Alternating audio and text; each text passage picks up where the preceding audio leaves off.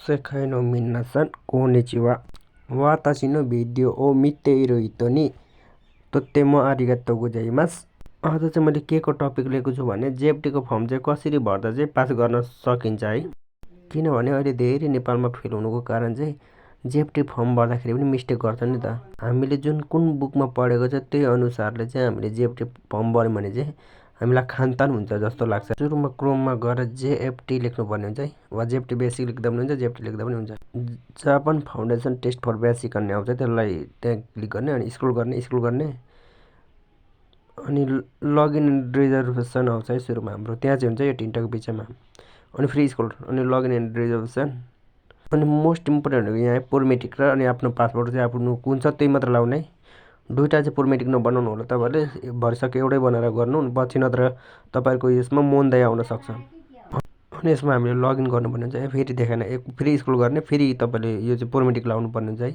त्यही लाउनु पोरमेटिकमा पोरमेटिक आइडी र पासपोर्टमा पासपोर्ट लिएर लाउने र लगइन गर्ने।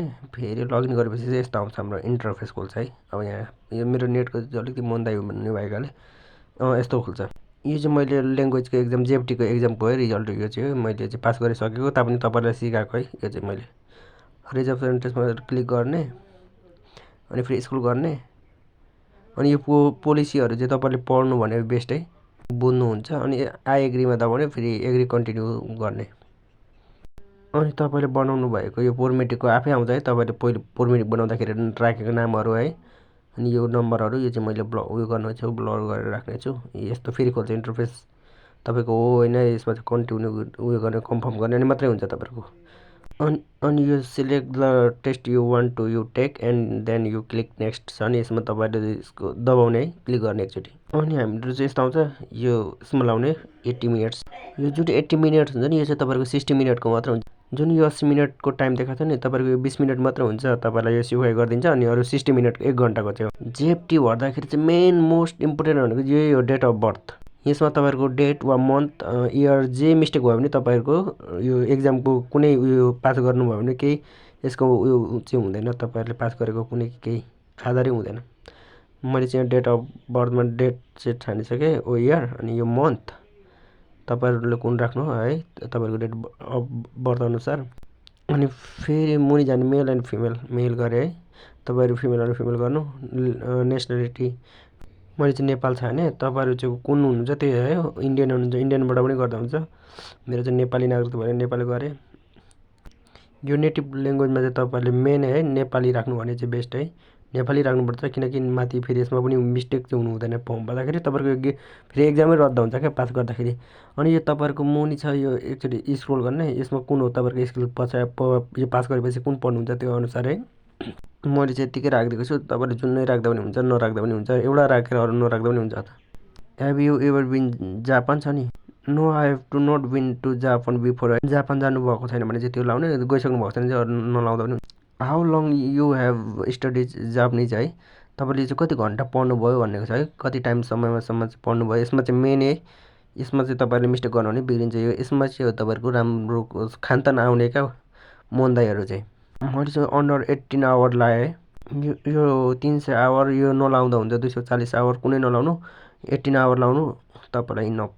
मैले चाहिँ 18 आवरमा लाएँ। अनि त्यसपछि अनि you have ever takes any computer based the test before भनेको छैन भने चाहिँ no I have not taken CBT from है बिफोर त्यसमा क्लिक गर्नु छ भने जेएफटी बेसिकमा गर्दा पनि हुन्छ, एचजिएमा गर्दा पनि हुन्छ। यसमा त्यति चाहिँ हुँदैन। मैले चाहिँ तपाईँले फर्स्टचोटि हुनुहुन्छ नि no I have taken CBT form बिफोरमै गरिदिनु है, के रदरमा पनि गर्दा पनि हुन्छ।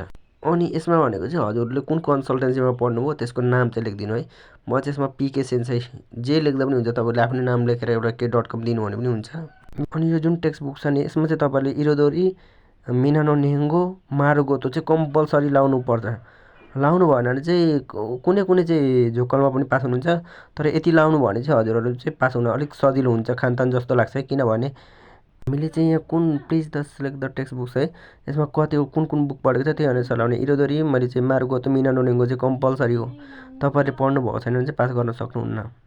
अनि have you ever seen the JFT basic website, जेएफटीको क्वेसन हेर्नुभएको छैन चाहिँ no I have not seen the website before. अन्तिमको छ नि हाम्रो यसमा चाहिँ हामीले I will not take the test in Japan है, तपाईँहरूले फर्स्टचोटि दिनुभएको छ भने चाहिँ यो गर्ने, छैन भने चाहिँ अरूमा तपाईँहरूले त्यो अनुसार गर्ने।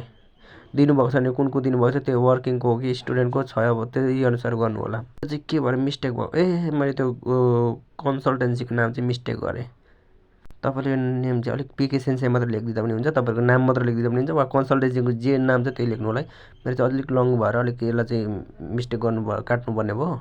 सच्याएर चाहिँ हाम्रो यहाँ मुनि नेक्स्ट गर्ने यस्तो आउँछ। यो चाहिँ तपाईँको डेट अफ बर्थ, यहाँ चाहिँ मेन तपाईँहरूले क्लियर गरेर मात्र नेक्स्ट पेज खोज्नु होला। यस्तो खुल्छ र त्यसपछि हामीले नेक्स्ट गरेपछि चाहिँ यस्तो आउँछ, हाम्रो अपोइन्टमेन्टको डेटहरू आउँछ है। तपाईँहरूले चाहिँ कहिले एक्जाम दिनुहुन्छ त्यही अनुसार चाहिँ डेटहरू रिजर्भेसन गर्नु भने चाहिँ बेस्ट हुन्छ है त। सुरुमा हाम्रो इयर है 2026 लेख्नु, तपाईँहरूको कहिले 2026 हुन्छ, 1 वर्षसम्म त 2026। अनि मन्थ अहिले फेब्रुअरीमा खुलेको छ, मैले चाहिँ 2 लेखेँ। अनि यो कहिले एक्जाम दिनुहुन्छ त्यही डेट अनुसार है, 5 तारिक। अब कुन ठाउँ इन्डियामा दिने कि इन्डियामा नि इन्डिया लेख्ने, अनि त्यो इन्डियाको दिल्ली सिल्ली कहाँ लेख्नु होला त्यही अनुसार है। मैले चाहिँ दिल्ली लेखेँ दिल्ली, अनि यहाँ दिल्लीमा त कुनै छैन एक्जाम, किनकि यहाँ इन्डियामा फर्मै खुलेको छैन अहिलेसम्म।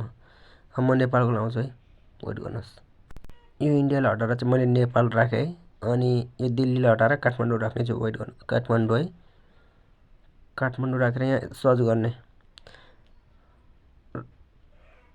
हाम्रो एक्जाम डेटहरू चाहिँ आयो र कति बजेको लिनुहुन्छ त्यही छ है। यहाँ दिल्ली बजार काठमाडौँ छ, दिल्ली बजार छ, दिल्ली बजार छ। काठमाडौँ बागमती अल्फाबेटा चाहिँ किन छैन भने यो चाहिँ अहिले चुनावको बेला हुने भएकाले त्यहाँ चाहिँ आन्दोलनहरू भइरहन्छ त्यो ठाउँमा चाहिँ, त्यही भएर त्यहाँ चाहिँ अहिले बन्द गरिदिएको छ जेएफटीले नि। अनि तपाईँहरूले भर्चुअल कार्ड चाहिँ बनाउनु पर्ने हुन्छ फर्म भर्दाखेरि। मैले चाहिँ क्रेडिट कार्ड थियो, नत्र भर्चुअल कार्डबाट गर्दा पनि हुन्छ। मेरो चाहिँ क्रेडिट कार्डबाट गरेको थियो। नेक्स्ट गर्ने, अनि नेक्स्ट गरेपछि चाहिँ तपाईँले के गर्ने भने यो हेर्ने, डेट ठिकै छ भने तपाईँहरूले ठिकै छ भने फेरि आफ्नो यहाँ रेसिडेन्ट नम्बर चाहिँ हाल्नुपर्ने हुन्छ। यो मुनि स्क्रोल गर्ने, यो चाहिँ आफ्नो नम्बर राख्नुहुन्छ, इमर्जेन्सी नम्बर। म चाहिँ यतिकै राखिदिनेछु कुनै नम्बरहरू। मैले चाहिँ यहाँ एउटा यतिकै नम्बर राखिदिएको छु है, यो चाहिँ मेरो नम्बर पनि होइन।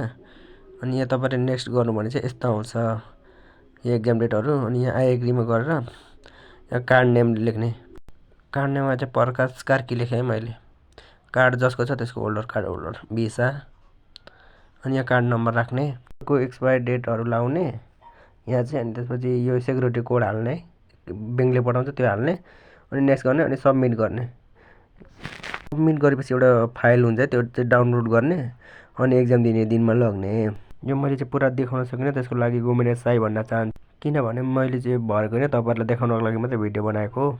ल यति भन्दै बिदा हुन चाहन्छु। मिन्नासान गानबात्ते कुदासाई, आरिगातो गोजाइमास, सायोनारा।